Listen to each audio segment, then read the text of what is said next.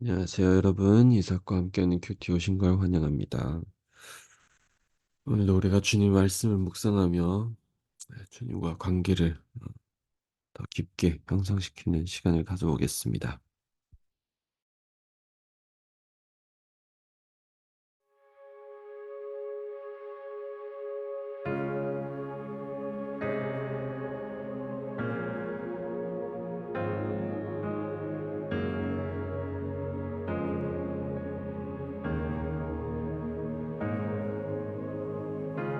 주님 내 길 아시는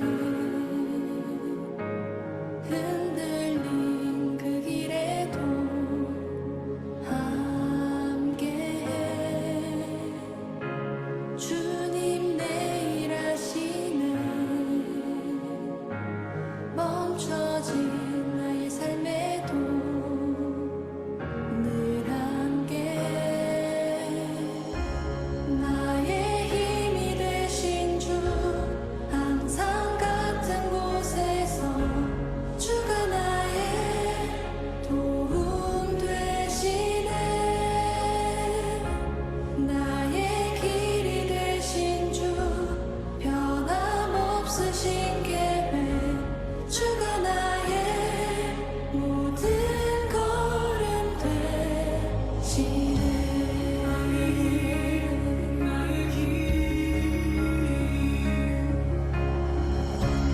주님 내 길 아시는 흔들린 그 길에도 함께해. 주님 내 일 하시는 멈춰진 나의 삶에도 늘 함께해. 나의 힘이 되신 주 항상 같은 곳에서 주가 나의 도움 되시네.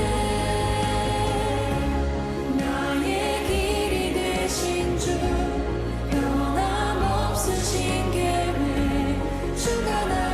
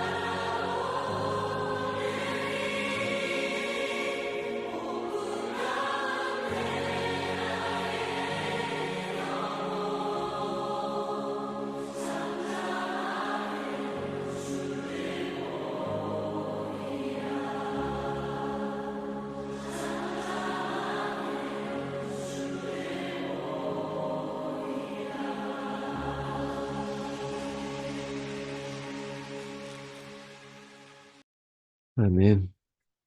오늘 말씀을 같이 보겠습니다. 오늘 말씀은 마가복음 3장 1절에서 19절 말씀입니다. 제 3장. 예수께서 다시 회당에 들어가시니 한쪽 손 마른 사람이 거기 있는지라. 사람들이 예수를 고발하려 하여 안식일에 그 사람을 고치시는가 주시하고 있거늘 예수께서 손 마른 사람에게 이르시되 한가운데 일어서라. 안식일에 선을 행하는 것과 악을 행하는 것, 생명을 구하는 것과 죽이는 것, 어느 것이 옳으냐? 그들이 잠잠하거늘 그들의 마음이 완악함을 탄식하사 노하심으로 그들을 둘러보시고 그 사람에게 내 손을 내밀라. 내밀매 그 손이 회복되었더라. 바리새인들이 나가서 곧 헤롯 당과 함께 어떻게 하여 예수를 죽일까 의논하니라.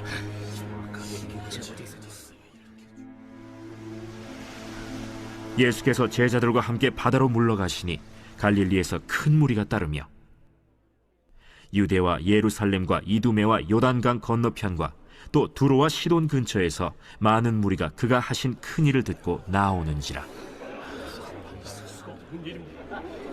예수께서 무리가 애워싸 미는 것을 피하기 위하여 작은 배를 대기하도록 제자들에게 명하셨으니 이는 많은 사람을 고치셨으므로 병으로 고생하는 자들이 예수를 만지고자 하여 몰려왔습니다. 더러운 귀신들도 어느 때든지 예수를 보면 그 앞에 엎드려 부르짖어 이르되 당신은 하나님의 아들이니이다. 하니 예수께서 자기를 나타내지 말라고 많이 경고하시니라. 또 산에 오르사 자기가 원하는 자들을 부르시니 나온지라. 이에 12를 세우셨으니 이는 자기와 함께 있게 하시고 또 보내사 전도도 하며 귀신을 내쫓는 권능도 가지게 하려 하심이로라. 이 12를 세우셨으니 시몬에게는 베드로란 이름을 더하셨고 또 세베대의 아들 야고보와 야고보의 형제 요한이니 이 둘에게는 보아너게 곧 우레의 아들이란 이름을 더하셨으며 또 안드레와 빌립과 바돌로메와 마테와 도마와 알페오의 아들 야고보와 및 다데오와 가나나인 시몬이며 또 가룟 유다니 이는 예수를 판 자더라. 아멘. 네, 오늘 말씀 같이 보겠습니다. 오늘 말씀은 저희가 좀 특별히 한 부분에 있어서 좀 약간 집중적으로 보려고 합니다. 저희가 그 7절부터 12절을 보면은 7절에서 12절에 예수님께서 이제 바다 쪽으로 가서 해변가로 가서 거기에서 또 많은 사람들을 이렇게 치유하시고 병든 자를 치유하시고 이제 했어요. 그런데 이때 11절부터 한번 보겠습니다. 이때 계속 반복적으로 일어나는 일이 있다라는 거예요. 뭐냐면은 11절에 더러운 귀신들도 어느 때든지 예수를 보면 그 앞에 엎드려 부르짖어 이르되 당신은 하나님의 아들이니이다 하니, 그러니까 귀신들이 예수님만 보면은 그냥 계속 이제 당신 하나님의 아들이요, 당신 하나님의 아들이시오 라고 계속 이렇게 외쳐대는 거예요. 이것을 보고 12절에 예수께서 자기를 나타내지 말라고 많이 경고하시니라. 네.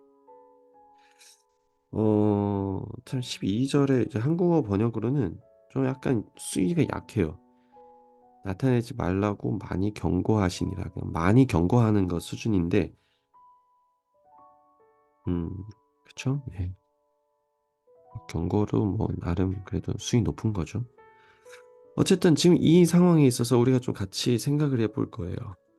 사실 예수님은 하나님의 아들이시다라는 어, 것은 맞아요. 그렇죠? 그 지금 이 시점에 예수님의 사역이 지금 시작하고 지금까지 온 이 시점에서는 사실 얼마 되진 않았어요. 근데 얼마 되지 않는 상태에서 벌써부터 어, 사탄들은 귀신들은 예수님을 보고 아는 거죠. 예수님을 왜냐면 하나님의 아들이시니까 그냥 알고 있어요. 근데 그것을 고백하고 선포하는 해내는 것 이게 뭐가 문제가 될까요? 오히려 어떻게 보면은 복음을 전하는 일에 있어서 예수님을 더 많은 사람들에게 알리는 것에 있어서 사실 도움이 되지 않을까요? 그런데 예수님은 이 상황을 보고 이 귀신들이 예수님을 그렇게 이제 하나님의 아들이라고 고백하고 부르짖는 것에 대해서 예수님께서 자기 자신을 나타내지 말라고 경고를 하는 거예요. 그러지 말라. 심지어 사실 어 한마디로 조용하라는 거죠. 말하지 말라. 그러니까 왜 그랬을까요? 이걸 묵상하면서 제가 한 가지 부분을 좀 생각하게 되었어요. 이런 일들을 경험해 보셨는지 모르겠지만, 어, 아무리 맞는 말이라고 해도, 아무리 맞는 말이라고 해도,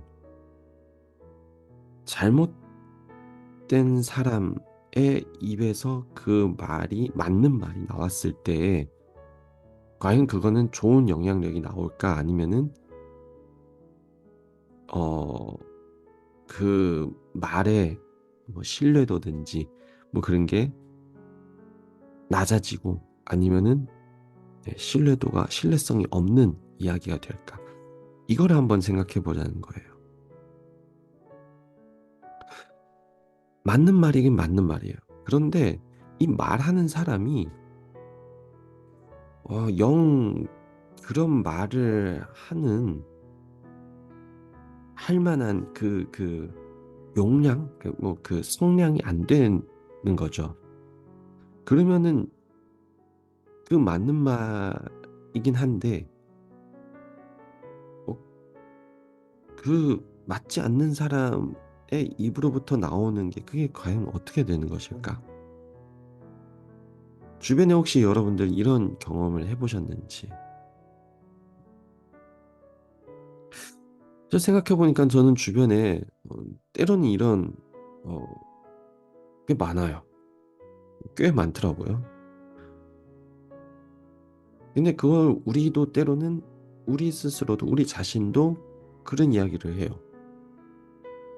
그런 식으로. 우리도 나름 되게 유식한 이야기, 유식한 말들을 때로 할 때 있죠. 그러나 그, 참 고상하고 윤리적이고 뭐 도덕적이고 아무튼 사람에게 정말 좋은 조언이 되고 격려가 될 수 있는 그런 말인데 근데 사실상 나는 그런 말하는 그 삶을 사실은 살고 있진 않아요. 이거는 과연 어떻게 될까? 사실 예수님께서 오늘 그 귀신한테 이렇게 말하지 말아라. 라는 이유는 우리가 좀 장기적으로 봤을 때는 그들이 틀린 말해서 하지 말라라는 게 아니에요. 그들은 사실 맞는 말을 했어요. 그러나 이 맞는 말을 귀신의 입에서 이게 나타내다 보니까 결국은 예수님의 사역에 있어서 방해가 된다라는 거예요. 예수님의 사역을 하는 것에 있어서 복음을 전하는 일에 있어서 이게 걸림돌이 되고 방해가 돼요. 그래서 조용히 하라는 거예요. 말하지 말라. 말 꺼내지 말라. 언급하지 말라. 하나님의 일은 하나님의 계획, 하나님의 시간과 그 순리대로 하나님의 순리대로 가는 게 그게 맞아요. 그리고 복음을 전하는 것도 말씀을 전하는 것도 사실 다 마찬가지예요.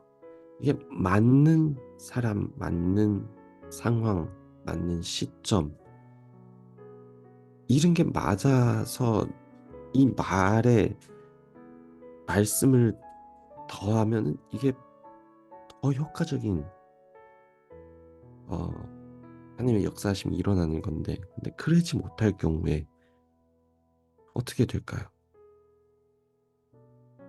결국 하나님의 말씀, 복음을 전하는 것에 있어서 걸림돌이 될 수 있다라는 거죠. 여러분 만약에 생각해 보세요. 제가 어, 이제 목회자로서 제가 말씀을 전해요. 근데 정말 기가 막혀요. 와 정말 깨달음도 좋고 막 정말 그래요. 그러나 이제 인성은 쓰레기예요. 제 사적으로는 진짜 막 강대상에서 뭐 사람들과 말씀을 나눌 때와 너무나 다르게 진짜 막 쌍욕하면서 뭐 인성 개쓰레기고 그러면 어떻겠어요, 여러분? 그 말씀을 믿겠어요? 제가 전한 말씀에 있어서 정말 신뢰도가 있겠어요? 정말 믿고 그 말씀에 뭐 받아들이겠어요? 저면은 사실 받아들이기 어려울 것 같아요. 못 받아들여요.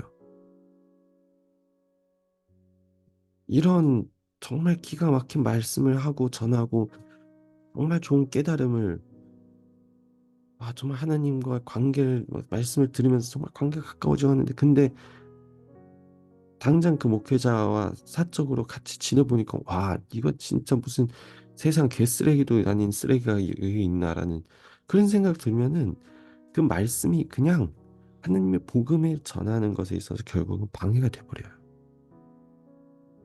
말씀이 안 들어와요. 더 이상 말씀을 들어도 이해가 안 돼요. 이런 말씀을 전하는 사람이 어떻게 인성이 그렇게 하나님 안에서 다듬어질 못하고 바꿔지지 못하고 어떻게 그러지? 그러면서 하나님의 말씀이 과연 무엇일까? 예, 이렇게 돼버리는 거예요.